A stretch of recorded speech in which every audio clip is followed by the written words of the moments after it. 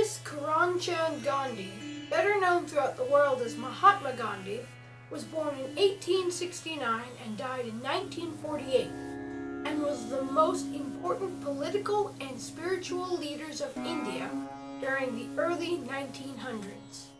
He was the pioneer of the Satyagraha, a philosophy founded upon non-violence, which then led to Indian independence and inspired movements for both civil rights and freedom across the globe.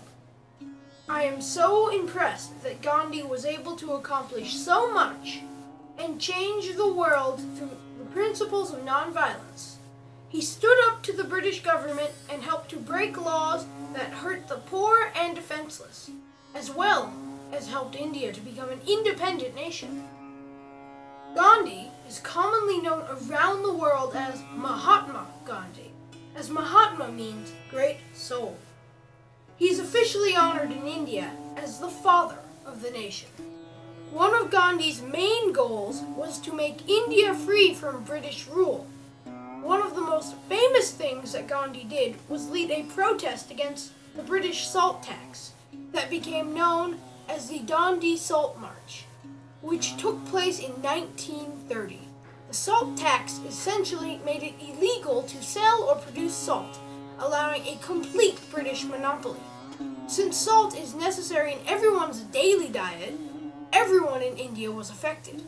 The salt tax made it illegal for workers to freely collect their own salt from the coasts of India, making them buy salt they couldn't really afford. Gandhi organized and led thousands and thousands of people on a 240-mile march across India to allow Indians to produce salt without paying a high tax to Britain. The Salt March campaign was based upon Gandhi's principles of non-violent protest called the Satyagraha.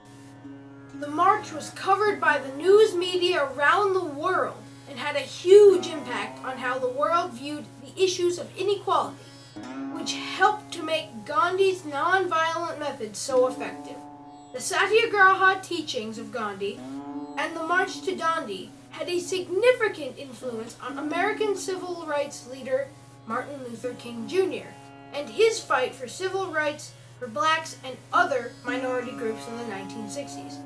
Unfortunately, like Martin Luther King, Gandhi was assassinated for his beliefs in 1948, 13 years before Martin Luther King.